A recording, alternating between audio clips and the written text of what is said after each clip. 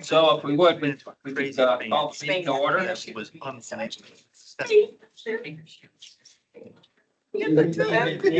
Score. You know. Oh, the other one's So excited. Can you hear us, Madison? Oh, yeah. I can. Can you hear me okay? Just checking. I was so. Okay, call the meeting to order. I'll ask, are there any public comments or union comments tonight? Hearing none, we'll move on to the educational showcase with Ed Seist and Madison Perez team. Yes, thank you so much for the time. Can you all hear me okay? Yeah. Okay, perfect. Awesome. Well, thanks again for the time today. I'm Madison. I am the Partner Success Manager for EdSates. So I work closely with the admissions and student success teams to really optimize our partnership and the use of EdSates. And I'm going to give you a brief overview of what we do at EdSates in general. And then I will do just a few slides highlighting some of the early impact of our partnership, having only been messaging admitted and current students for a handful of months. So let me go ahead and share my screen.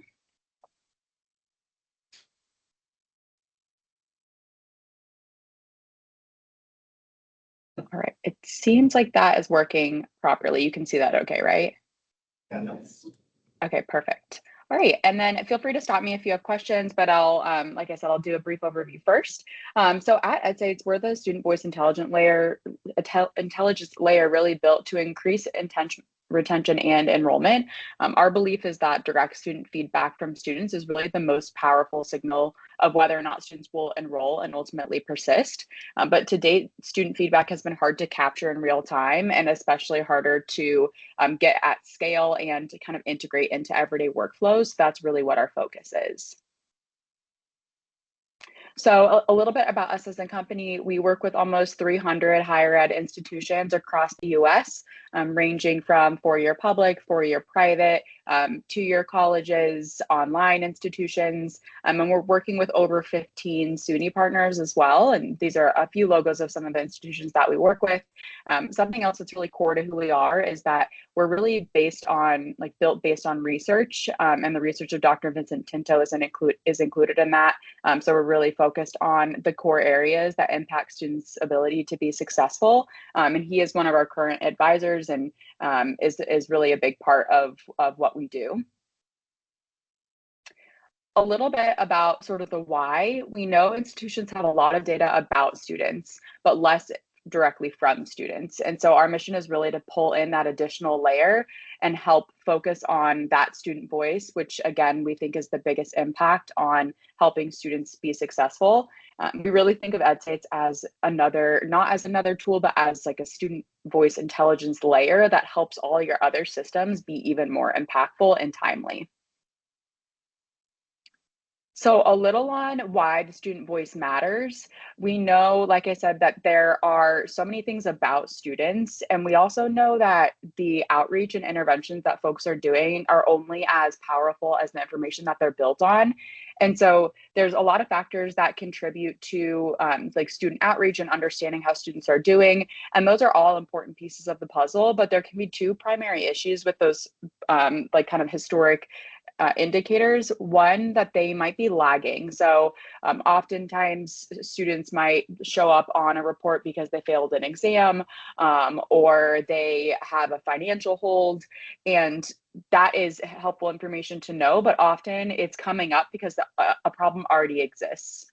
That kind of leads to the other main issue, and it's that those lagging indicators can be also misleading. So a student failing an exam might appear to be an academic issue, but likely there are other things that are factoring into students' ability to be successful and ultimately getting to the point where they potentially failed an exam. So there could be things happening like financially, students might be balancing work and school, they might have mental health challenges. A lot of different things can contribute to the students' ultimate ability to get to the point of graduation. And while those lagging indicators can be helpful in some instances, we want to provide the context for what's going on earlier. So this sort of illustrates what that looks like. this is sort of an example timeline. This is actually a real example from a student that we've worked with in the past through EdSites.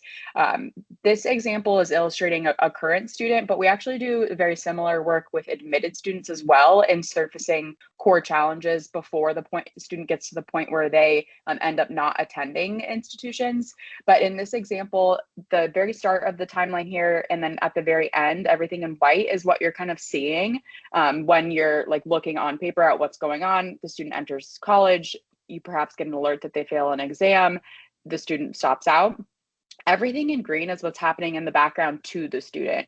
So in this instance, the student starts working, they have their hours cut by an employer, the student starts financially struggling, maybe they have to get a second job, they're sleep deprived because they don't have enough time to study, they end up failing the exam.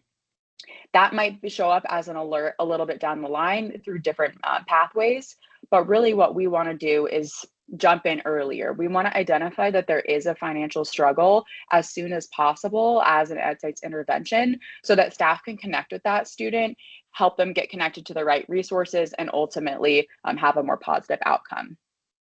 Like I said, this can apply for admitted students as well. So a student might not show up to orientation, or maybe they haven't finished their registration, and that's an important flag to see, but we want to know what led to that point, and we want to jump in and share that student experience with someone so that a human can follow up and really make sure that everything is on track. So just to briefly highlight how we fit into FMCC's existing ecosystem, like I said, there's a lot of really helpful information that teams are using to help support students. And so what we do is just layer on top of, or like between all of those other data points, to add that really important student voice to impact better outcomes. And then how are we doing that? How does it work? So for EdSites, everything is text-based. It's all through SMS. There's no downloads for students. They don't have to log in. It's really easy for them to communicate. This is all through that text messaging and then utilizing AI to have really meaningful conversations with students, understand what they're saying, and then connect them to resources that are approved by FMCC. There's sort of two different layers to EdSites. There's the reactive support and then proactive support. So for proactive, we're reaching out about once a week, once every 2 weeks to check in with students on how they're doing as current students, how classes are going, how their finances are, and then also checking in with admitted students to see how their process of getting to college is going. And then for both sets of students, we also have the ability to answer questions from students 24/7. So they can text Reggie, the student voice AI, anytime they want to ask any questions about the application process, about financial aid, about when the dining hall is open, and they can do that at midnight. So when staff aren't available, and they can get an answer right away, which is we know is a way that students really prefer to communicate now. They want answers quickly. They want to be able to answer questions or ask questions easily. And so that's the method that we're using. And that all of that outreach that we're doing is through a research-backed framework. We have two different sets of framework, one for our current students through our retain product, and one for admitted students through our admit product. And we're reaching out across 4 key areas for those two different groups. So for retain, we're reaching out to students related to academics, engagement, finances, and wellness. And then for admitted students, we're reaching out to them regarding their fears for attending college, their sense of belonging, engagement, and then their goals for attending the institution. After students kind of make it through the admit process, they'll move over to our retain framework.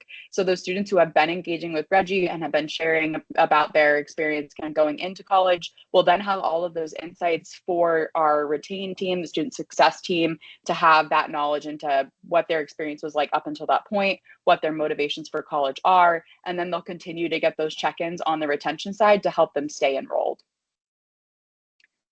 That's a quick overview of EdSites in general. Now I'll move to just a couple slides highlighting some of the early impact that we've seen so far. So for current students through our retain framework, we have 94% of students being reached through Reggie's outreach. So 94% of students remain opted in to receive those check-ins. So we're really reaching most students. Through the proactive outreach that we're doing across those 4 key areas that I talked about, we've automatically connected students to resources in 230 instances. Those are instances where students themselves are telling us they need support in a specific area, so we direct them to the approved resource. And then going a step further, 52 students were flagged for staff follow-up. Reggie can help with sharing those resources, answering those questions, but we know when there are situations where things are more escalated that having a human conversation is the best path forward. So we flag those students on the EdSites dashboard so the student success team can follow up with those students and make sure that they have the resources that they need. On the other side of things, again, Reggie's able to answer student questions. So we've answered 73 questions since launch, which on average, if that takes, let's say, about 5 minutes for a human to answer, that saves about 6 hours of staff time, freeing up some of that time for those more proactive conversations, those instances where the student really does need to speak to a human. So really great engagement on the current student side of things. And then equally positive engagement for our admitted students. We have 97% of students that remain opted in to receive the proactive messages from Reggie of those admitted students. So we're reaching most of those students as well. And then through that proactive outreach, we've automatically connected admitted students to resources 126 times. And then we flagged 62 of those students that were struggling at a higher level and we felt could benefit from a human touch point. And then on the reactive side of things, Reggie has answered 111 questions from students, saving approximately 9 staff hours. And then my last data slide here is referring to 2 of our really impactful campaigns for both retain and admit. And it's really focused on students' persistence and commitment to attend. So for our current students, we ask them near the end of the semester or midway through the semester how they're feeling about returning in the fall. This spring, we identified 29 current students who were unsure or not planning on returning. Similarly, we check in with admitted students to ask how they're feeling about attending for the first time in the fall. And we flagged 97 students who were unsure about attending or not planning on attending. All of those students get flagged on the EdSites dashboard. We also ask all of those students the reason behind why they're feeling unsure or not planning on attending. That all goes on there as well so that staff have context and can do individual follow-up. And those flagged students, that represents about $390,000 of at-risk and potential tuition revenue flagged through just these 2 check-ins alone. And we look forward to seeing once the fall term starts, how many of those flagged students end up actually enrolling in the fall semester. And that's what I've got. I know a really quick run through. Hopefully that was helpful for giving an overview and again, sharing some highlights from the early impact. Any questions I can answer or anything to add, Arlene? So when did we start this program? Yeah, we started messaging our current students in February, and then we started messaging admitted students in April. Have any questions? Anybody else? I guess that's it. Thank you very much. Appreciate it. Awesome. Of course, my pleasure. Well, you have my contact information if any other questions come up, but otherwise I really appreciate the time and hope you have a good rest of your Thursday. Thank you. Thanks, Sal. Okay, we'll move on to the approval of the regular meeting of May 14th. Have a motion to approve the minutes. Motion by Tybee, seconded by Daniel. All in favor? All right. Opposed, hearing none, motion passed. We'll move on to reports. Chairman's report. First, report of the nominating committee for election of officers. Wendy was the chair. She's not here. Jack, could you make a report? I haven't even had a conversation with her or anything. Okay. So I have nothing to report. All right. Well, I guess we I have. think that we got it all done at the last meeting before we left. I think we talked to everybody and they agreed. Wendy took the notes down and that was it. But I know that we had a slate of officers. Could you give us the slate or? I don't have it. If I had it, I would share it. Okay. Taipei, Jim, Pat, Tybee for chair, Jim for vice chair, and Pat Beck treasurer, and Maria for secretary. Well, I don't know about that. Well, that's the slate they discussed. The vote is coming up in July. Okay, so Thank you, Greg. thank you very much. Appreciate it. Are there any other nominations from the floor?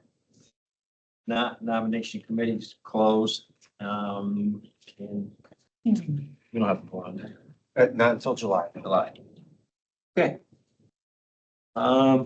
President's evaluation reminder. We've only got 4 of them in so far. Please do your evaluation so we know how good or bad job Greg has done. So, thank you. Can we do 2? You can do 2. Yeah. It won't count, but you can. And when I, this time, welcome Amy Pedrick. She's joined this motley crew, and I would ask if we could start with Mike. Can you introduce yourself to Amy? Sure. I am Mike McMahon, fairly a new trustee. It's been almost a year. Jack Wilson, I've been a trustee. I think I'm going on 3 years. Game float, I'm also about 1 year, so still kind of new. Leslie Lansing, we go way back. Arlene Spencer. Laura Palacios, CDO. John Van Bladel, psychology instructor and chief sustainability officer. In town, I'm the Associate Dean of Academic Affairs, and the Accreditation Liaison Officer. Jim Latham. David Ozzie. And Jesuit. I'm Amy Pedrick. I just joined on Monday, and my background is, those of you who probably have seen me as your prior auditor. I worked at Weston Company auditing for 21 years. So this is my change in career, and I'm very excited to join you guys. Excited to have Good foundation to come here. Yes, absolutely. Yes, yes. Welcome. Thank you. Okay, and let's see. We have a motion to approve the strategic plan for 2026, 2031. As soon as I find it.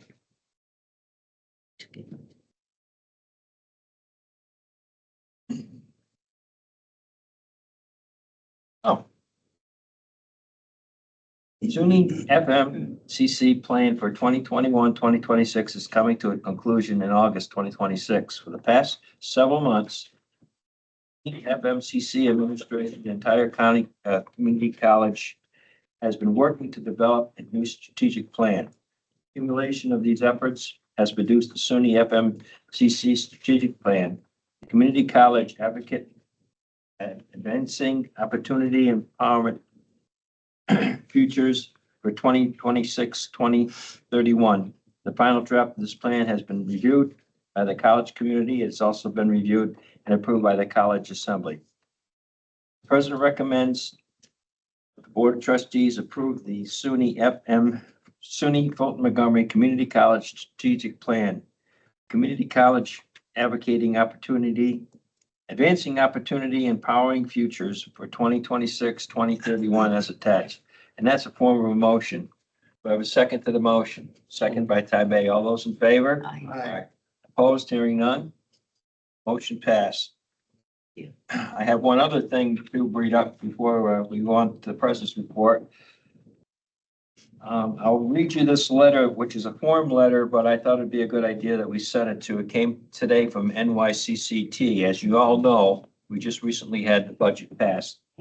And the Board of Trustees of SUNY at Fulton-Montgomery Community College joins in the thanking you for the supporting the enacted New York State budget offers to our college. We understand that developing a budget for the state as diverse as New York, with as many challenges as New York, has its procedures in which legislatures must balance many conflicting demands. We are especially grateful for the funding floor of 100% of the approved 2025-2026 base aid as stipulated in the executive budget, and for the additional $12 million in program aid. As trustees, of our primary responsibility is for the fiscal stability of our colleges.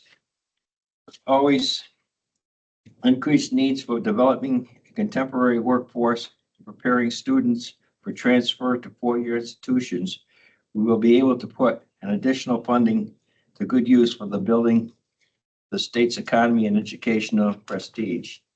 Legislative support and expansion of the SUNY Reconnect program is especially gratifying. We see that the pride on the faces of students who have returned to higher education and are successful in futuring their career.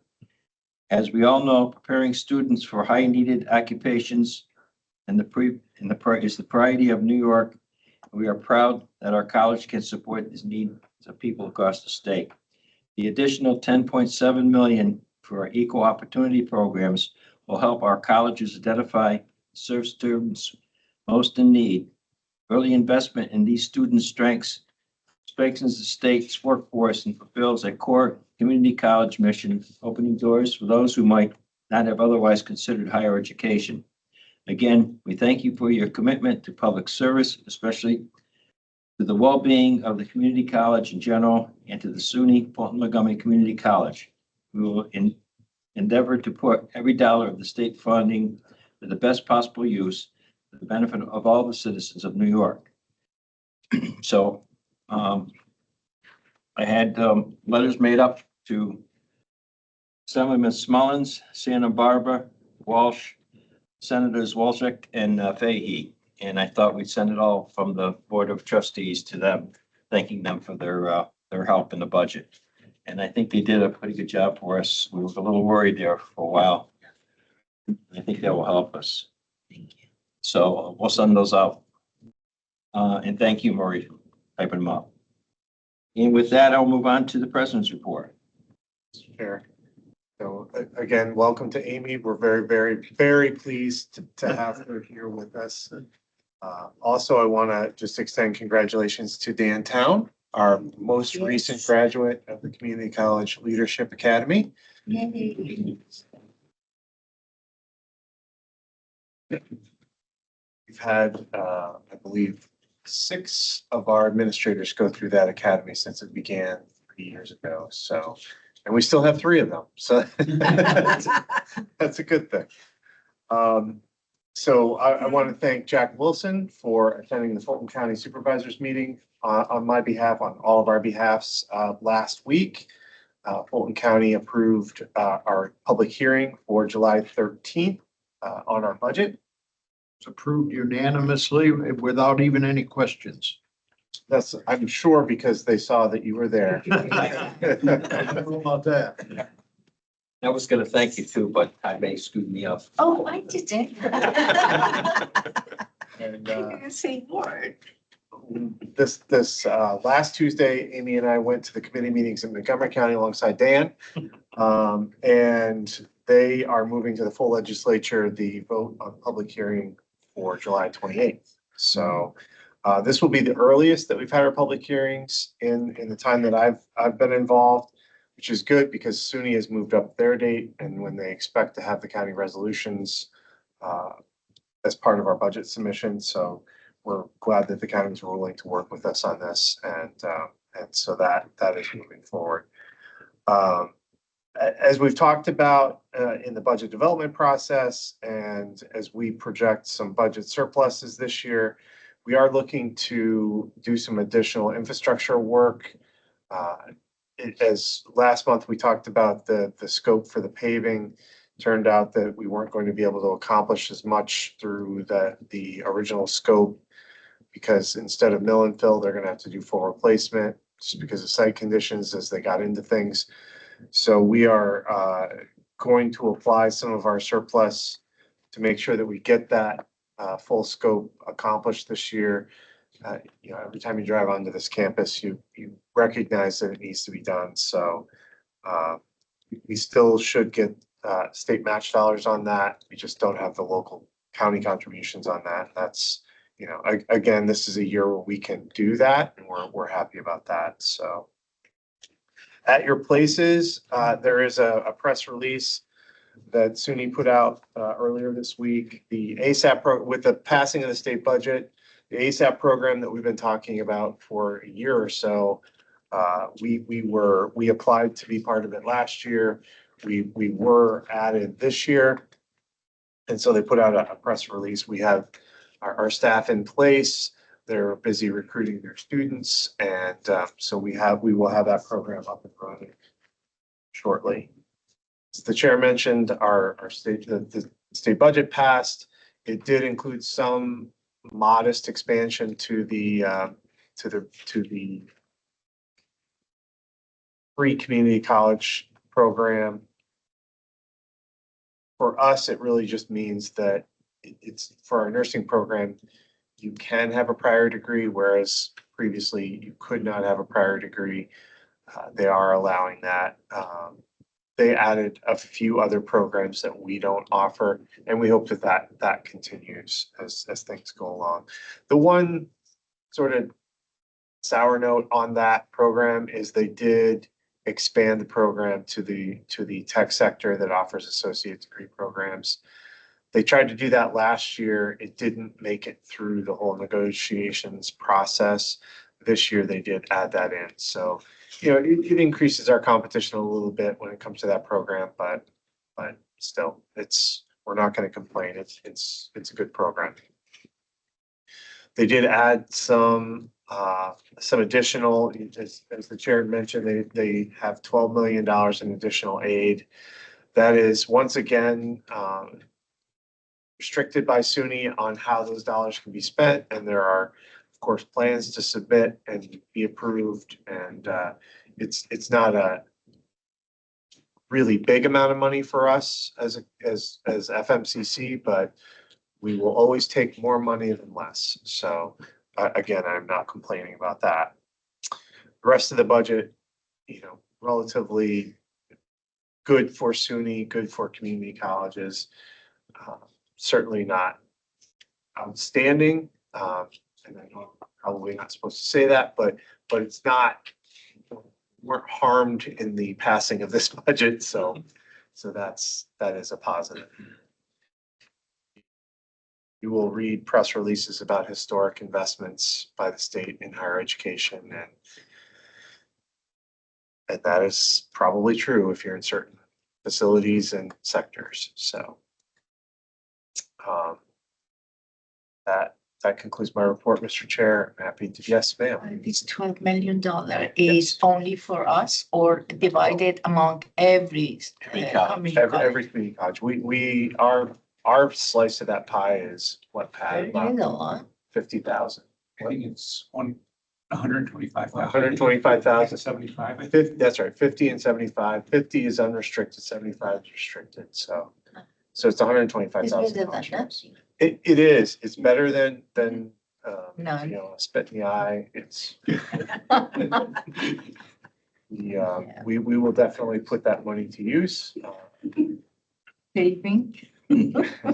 Not paving, not being allowable use of those dollars. No, I'm just joking because we have 200,000 as a fund balance.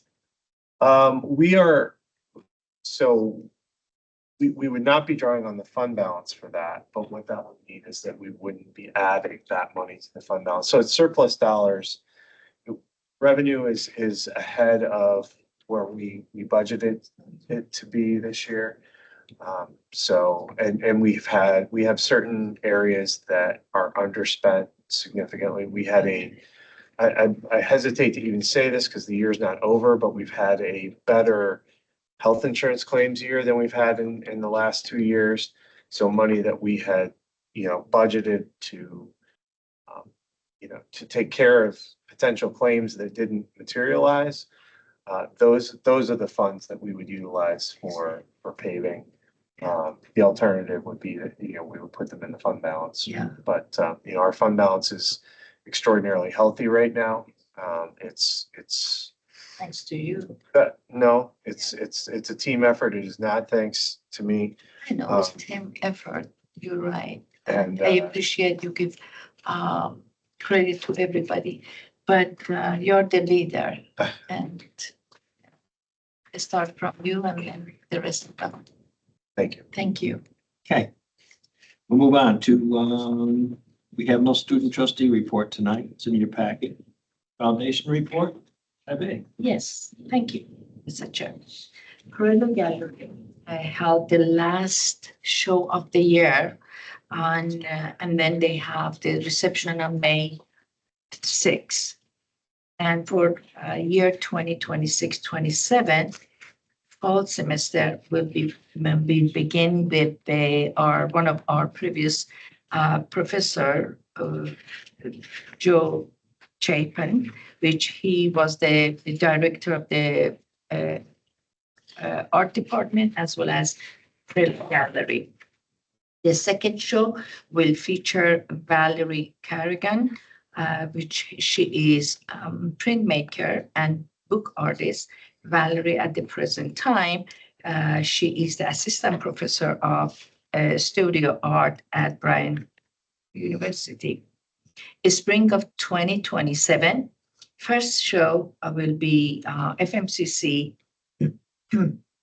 excuse me, staff and faculty, and then which is a very nice one, and the entry form and they go out to them fall 2026. 33rd annual high school regional will be the second show of the spring, followed by our student, and it is very good normally. And what else I have to do? We don't have the date. When we have the date, we will report it to you. And Prilla Gallery garden sculpture, we are expecting to arrive soon. We don't have the date yet. Next item, 32nd annual golf tournament held at the Fox Run, May 21st. It was a success. On behalf of foundation, I'm going to thank the sponsor as well as all the volunteers. They put time and effort into it. Next item, foundation. We know this year is the 50th anniversary, and through the year, foundation is going to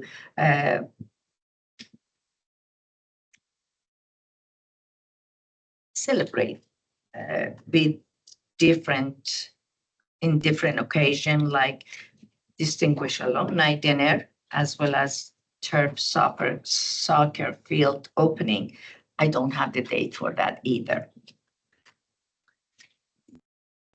But foundation, they create a group committee, consists of here Alric, Alison Pep, Brent Fetterplace, and Mr. Winsman to create a big clock tower loyalty society. And this is one of the things that they did it for this milestone, and they have a draft, but it's nothing. There's a booklet here. You can see it. Delaney turf field is completed, but there are certain things they have to purchase it, like shelters, goal post, and etc. And if anybody is interested for naming, there's opportunity for available for them. Last but not least, 19th annual distinguished alumni. It is going to be a 6th annual Tower Award. Is going to be on November 5th. Would you be kind to mark it down in your calendar? It's going to take place in Holiday Inn Johnstown. And if you have anybody or distinguished alumni, they will accept it, and the deadline is September 18th. If there is no question, I'm concluding my report, Mr. Chair. Any questions? Thank you. We'll move on to committee reports, finance with Dr. Truckermiller. Thank you, Mr. Chair. So the full report is in your packet. As we just mentioned, we're about 3/4 of the way through our fiscal year, and expenses are trailing about 10% of that. So again, that means we're underspending so far, and we hope to keep it that way. again, the plan is to do some additional work. Revenue is, our tuition billing is about 104% of budget of what we planned. So we definitely had more revenue, chargeback revenue, in and of itself. So tuition revenue, if that's what we bill, we hope to collect all that. We don't always. But chargeback revenue is about 100,000 over what we budgeted. That is money that we have collected. Those are the bills that we send out to other counties for the students that attend. And again, we have some significant underspending in areas like insurance and retirement. So that's all trending well for the end of the fiscal year, which is roaring up to us.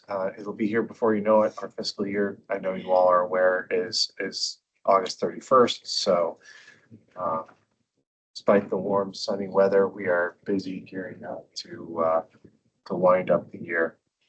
We do have our usual budget transfers where this time of the year in particular, we're making adjustments where those budget transfers need to happen. There's one set of transfers that's just for your information, and then there is one set that requires your approval, and the chair is going to offer a motion to take care of that at this time. Okay. The background is that the Board of Trustees approved all budget transfers between budgetary departments that exceed $5,000 and all transfers that affect full-time salary accounts.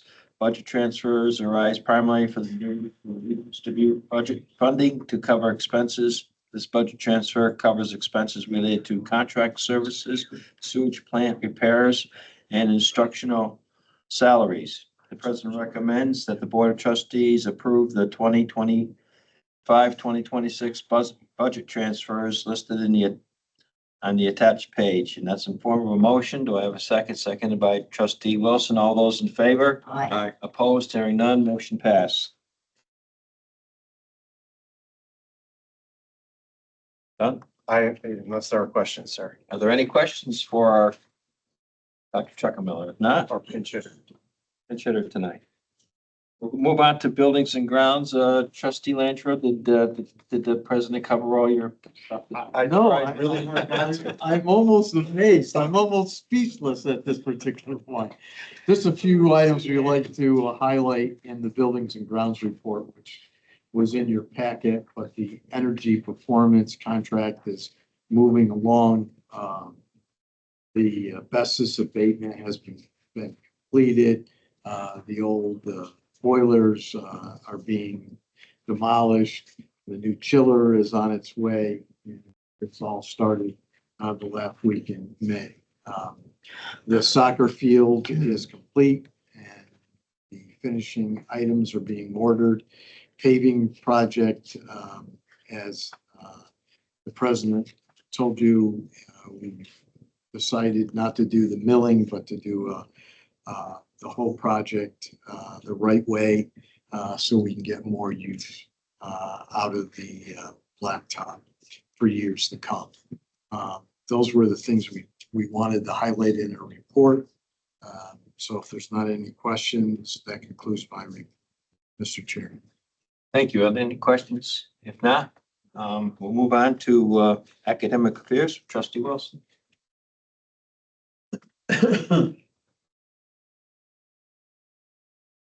With the start of summer, there's not a lot in this month's report. There are a couple of things to highlight. Thank you to Mr. Grande for providing that to me. Eileen Casey, Director and Assistant Professor of Nursing, reports that Althea Pagente was awarded the American Nurses Association Future Nurse Leader Award and the Mohawk Valley Nurses Associate Everly Cease Award as our outstanding graduate. The business and community partnerships had 18 students complete an internship in the spring semester in various majors, including addiction services, HVAC, cybersecurity and networking, and criminal justice. 5 students completed the DSP-1 micro credential. 7 students completed the DSP-3 micro credential. And that concludes my report, Mr. President. Thank you. Any questions for Trustee Wilson? If not, We'll move on to student affairs with Eileen. The report, of course, is in your packet. Just a few highlights. We have recognized international student Augusto Silva. He's from our men's soccer team. He was named the first ever recipient of the Andrew J. Donito Award. Many of you may have known Andy. He was a former faculty member and our soccer coach when way back in the day when we were doing really, really well in soccer, and hope to be continuing that in the future with students like Augusto. This is a newly established honor recognizing excellence in the classroom and on the field. He has graduated and plans to attend a four-year college in Texas in the fall. Really, really nice young man.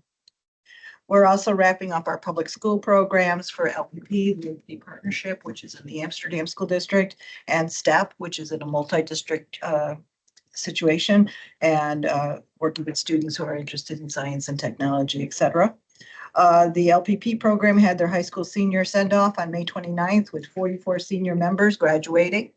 And the STEP banquet was held for students and their families on May 28th, and will be having their third annual Juneteenth Aviation Day scheduled tomorrow. Let's hope that the winds die down because otherwise they can't get up in the helicopters. But they do have a backup plan to go to the Aviation Museum if they have to. That concludes my report. Questions for Eileen? If not, thank you. We'll move on to diversity, equity, and inclusion. Laura? Last week I attended my first CDO convening on June 8th, 9th. That was a series of sessions which included equity and policy audits, which I've never been on an audit before, so that was very interesting, the paperwork and what's involved. We discussed rooted in missions and values per institution regarding the SUNY missions. And we also talked about carrying the mission, not the weight. So the stress that's occurring now with regards to education, limited resources. And last but not least, we did a DEI and student success strategies workshop, which I thought was interesting because EdSites was involved in this. So one of the biggest target points is really looking at our universities and the 64 campuses and really working on retention, really working on trying to captivate an environment where we can collaborate as multiple groups to be able to retain our students. What was discussed at the workshop, which is a plan I'm going to be implementing, at least trying to implement over the next 2 or 3 months, is looking at how we can integrate top down from administration to advising, to student services, but also incorporating faculty and staff and divisions to be able to kind of provide that bridge. I think the word that they used constantly was bridging all the different areas. So in that parameter, they gave me homework. And the homework that I have to do is targeting over the 26-27 year, looking at student success and academic opportunity as a target point. Curriculum and pedagogy for a changing world. That's not one of the things that they want to address, is things that have changed over time. Hiring, retention, and advancement practices. Education, training, and employee development.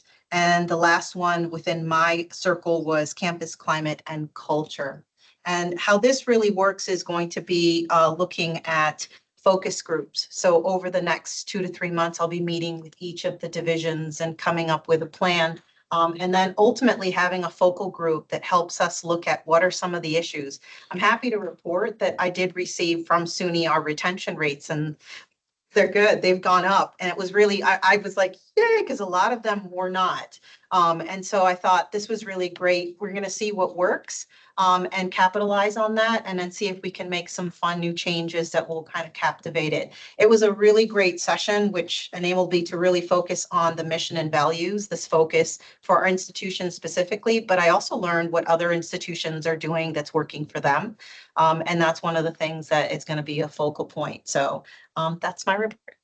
Thank you. Any questions? If not, we'll move on to John with sustainability. Thank you.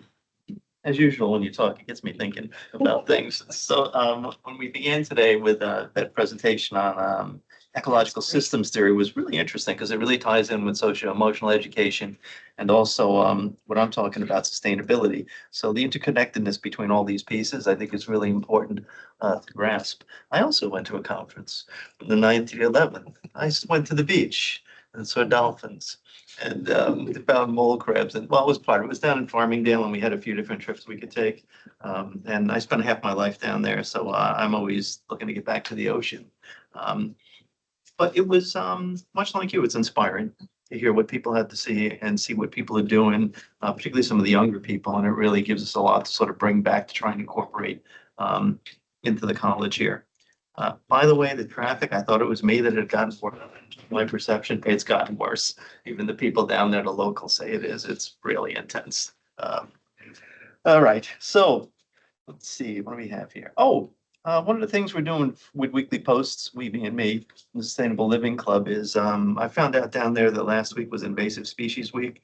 So I was a little disappointed, but the invasive species are still here, so we can still sort of celebrate. And if you look out the window, one of the ones I cited this week was posted to the staff was Acer platanoides, Norway maple, which is out there. And we have quite a few invasive here. So one of the things we're looking to do, again, is create the college as a learning lab within a sustainable framework, which is cool. That one out there is a Crimson King. It's a cultivar, a Norway maple too. They don't sell them anymore because of that. If you look at it, they have the little Samaras. And any of you remember as a kid, you'd watch the little Samaras come down. Like little Whirlybirds, yeah. Exactly. They're what's out there. So if you want, go out there, and if they miss mowing a little bit, you'll see them all sprouting up, and you'll understand why it's so invasive, because they just pop up all over the place and outcompete native species. Don't miss the irony of us calling species invasive, because there's a whole lot of us around too that are causing some challenges in this world. Hence, we need to focus on sustainability. Let's see. Asbestos statement. Oh, I gave a list of resources that I'm developing as time goes on. One of the really cool ones is Cornell. It's basically a bird app. If you go out there with that app and you hear a bird or you see it, you can identify. It's a fantastic source. I mean, Cornell's got a lot of that. There's also some ones you can purchase. One of my goals is to sort of, when I walk from here to wherever, know what plants are, know what the birds are, so to literally get grounded a little bit more and understand because most people walk to their car and back and they sort of miss everything. So, one of our goals here is to increase mindfulness and your awareness of the connection with the earth and what we can do to preserve it. So that's that interconnected piece. What else do we have here? That's about it. If you have any questions. Any questions for John? Wait, it's Sustainable Gastronomy Day today. I guess why I'm here, but basically it's celebrating culinary traditions from around the world and using local products to support biodiversity and also with a bit of a focus on food security. That's it. That's it.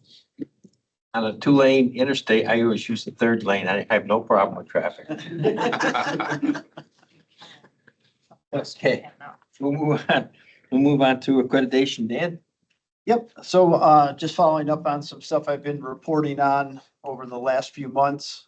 The first one being last month, I reported on the institutional effectiveness plan and kind of rounding out the last year of data for the current plan. So the 2025 data has been collected. And just as a reminder, the institutional effectiveness plan, the purpose of that plan is for us to measure achievements towards our mission and our goals. And to communicate that both internally and to external stakeholders. So now that you all have approved the new strategic plan, I can start to work on modifying our institutional effectiveness plan to begin to measure those new goals. The other thing that I've reported on a couple of times that's about to take effect is the 15th edition of the Middle State Standards. Those will go into effect on July 1st. Read through them a couple times, and they mainly reduce redundancies. So we're moving from 7 standards, what we just got done with our Middle States self-study, to 5 standards. They've combining standards 1 and 7 and 3 and 5. So for example, 1 and 7 were mission and governance. So now those are going to be under one standard. Some of the other key points, which kind of jumped out at me because of strategic planning. There's a focus in the new standards on student outcomes and innovative practices. An articulation of stronger supports for innovative practices and student success. And priority 2 in our strategic plan is student success. Our mission is student success. So that jumped out at me. Artificial intelligence and policies and procedures around artificial intelligence have made it into the new standards, and I guess rightfully so. And then some more about student success initiatives in high impact practices, which is high on SUNY's priority list these days. So just seeing some good alignment between the new standards and the various plans that have been developed on our campus, including our strategic plan. And then over the past several months, I've been reporting, or at least been monitoring some things through Middle States on the federal policy side of things. So on July 1st, the new student loan provisions of the Working Families Tax Cut Act go into effect. So those are basically the limits on student loans, how much students can borrow, and some of the repayment plans that new repayment plans that are replacing some of the ones that have been challenged in court and are now going away. And then the other thing that I've reported on a couple times over the months is the reforms to the higher education accreditation system. So basically making it easier for new accreditors to be recognized. And this isn't law yet. It's going to rule through the rulemaking process, or will be going through the rulemaking process. But one thing about this realignment of accreditation, if you will, is according to some of the stuff that I've read from Middle States and some other articles, that accreditors will be required to shift focus towards like what they call hard outcomes. So graduation rates, licensure, exam results, post-graduation employment, and measurable economic return. So, students pursuing degrees that are benefiting them financially. So I'll continue to monitor those things. And a lot of that stuff, or the majority of that stuff, was covered in a meeting on May 26th with the presidents, provosts, and AOLs, of which I attended. So, yeah. So basically, they're going to evaluate us on how many students graduate with and end up with good paying jobs or paying jobs. Yeah, I think that's a lot of, or that's a piece of what they're going to start to look at. So what happens with like liberal arts students that may not end up getting jobs? Well, liberal arts students themselves, I don't know if I would include those, but some of the other degree programs that don't, I think the benchmark, so to speak, is, are they earning, does the 2-year degree get the student more earnings than they would if they were just a high school, graduating from high school? So some of these degrees that, I'm not sure that we may have a few of them, but that community colleges offer that don't provide a better wage than a high school graduate would get. I think you'll see colleges potentially kind of eliminating those programs. Liberal arts, I think is like a transfer type degree, general studies type degree. So students would use that to go on to a 4-year. Yeah, but if they don't use it to go on and they just end up going into the workforce, but and not really benefiting themselves with the degree. Yeah, I think that would, but again, for me, I don't think that would, liberal arts or general studies would be one of those degrees because they kind of lean towards transfer.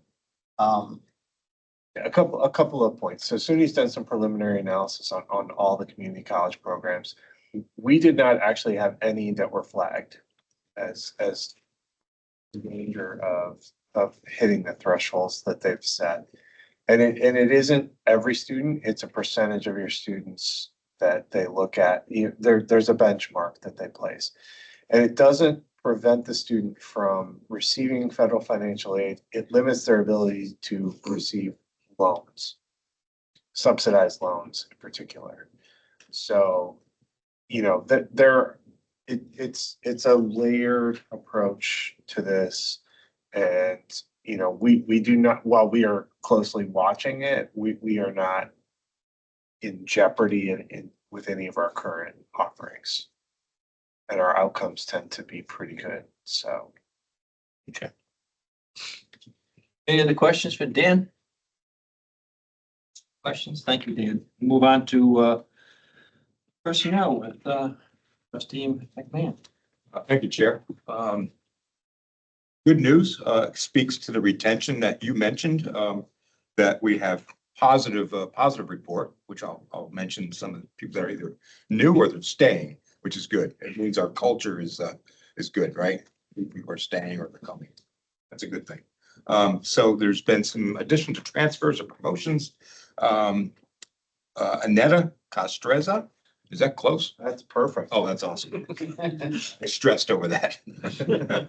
She has accepted the psychology sociology instructor position effective September 1st. Jamie Lee Craig has accepted the principal account clerk in finance effective June 8th. So that's already happened. And then Jacqueline Hilliard has accepted the computer sciences services, coordinator position effective June 16th. So that's taken place already. And all current administrative appointments have been reviewed or renewed for the September 1st, 26th to August 31st, 27 time. So that's a good accomplishment. That really concludes my report. Thank you. Any questions for Trustee McMahon? Not. Loneliest guy in town, policy. The busiest guy today. There's a lot of politics. Okay, so we have two policies to vote on to approve tonight. These are the two that I read through last month. So I'm not going to read through the whole thing. I'm just going to give you the titles and we can vote. So the first one is motion for approved policy 3410. This is Bo's law. This was the one that deals with communication being with the college being able to communicate with family over drug abuse, those types of things. So the recommendation is that the Board of Trustees approves this policy 3410 Bo's law. And we have a motion. Have Trustee McMahon. Second. Trustee Tyvek. All those in favor? Aye. All right. Hearing none, motion passed. Okay, the second one is to approve policy 4125. This one is the acting appointment hire placement policy. That's kind of self-explanatory. So I'm not going to go through that. So do we have a motion to approve this? We have a motion. Have a motion by Tyvek, seconded. Second. Seconded by Trustee Landry. All those in favor? Aye. Opposed? Hearing none. Motion passed. Bless you. Okay, so the last policy here, I encourage you to go and review this. It's about 20 pages long. Yep. I'm not going to read through the whole thing. This is a complete overhaul of the information security policy. So this deals with technology. It deals with passwords, minimums. It makes definitions of the sensitive security levels. goes into discipline if you're not following these rules. It's very thorough. I've worked in this field. I've seen these policies. This is probably one of the most thorough ones I've seen. It looks excellent. I just encourage you to read through that. It's all in the packet.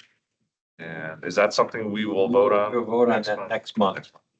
And again, this is to align with SUNY policy, which also came out of the governor's office, and they gave us a timetable, where by September, we had to have this, by this September, we have to have the policy in place.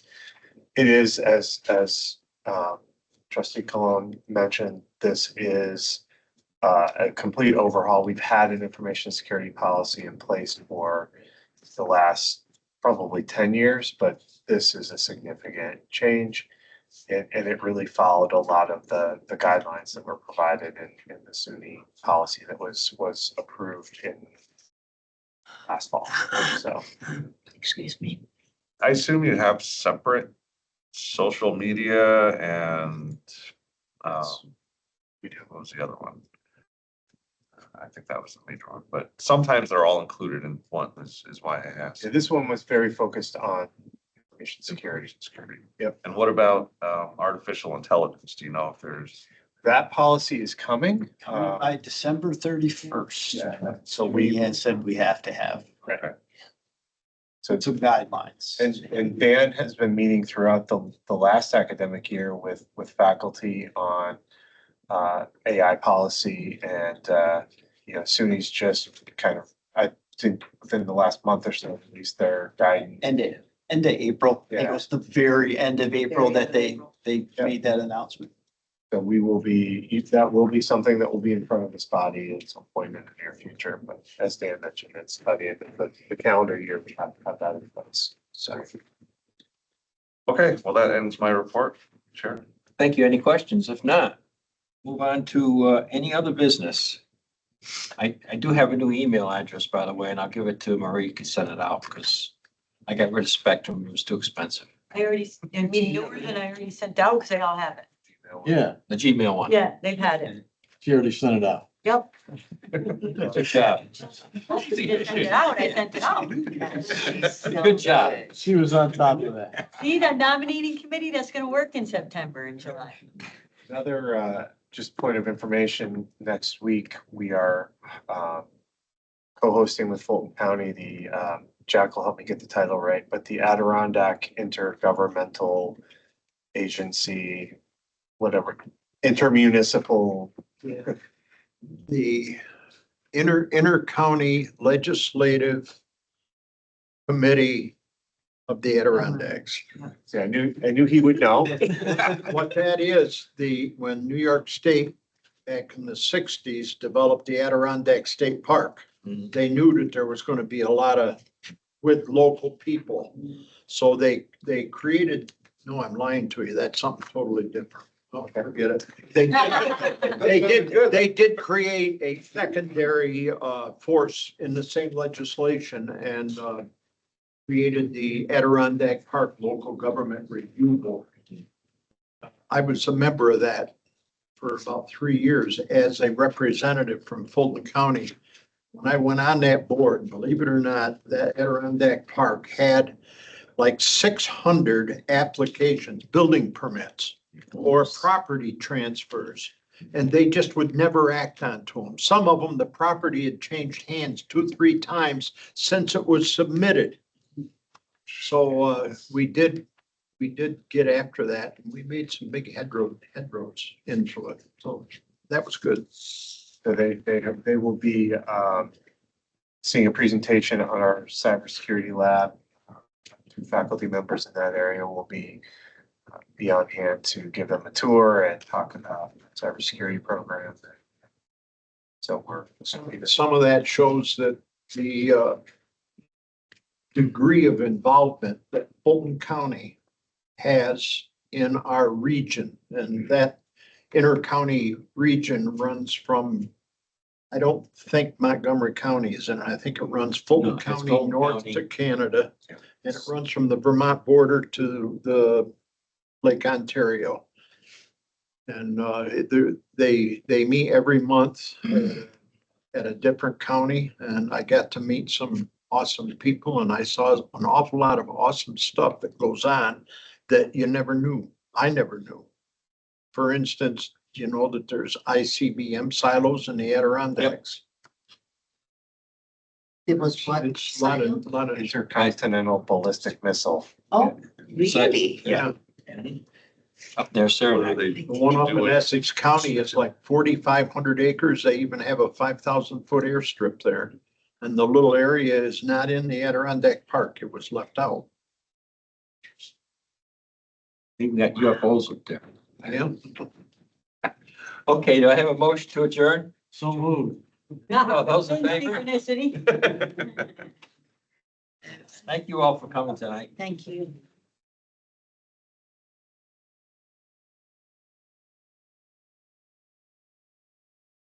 Finally got my name off the screen. I figured out how to do it. I keep needing to tell you. I didn't want to ask you because I know how you love iPhone.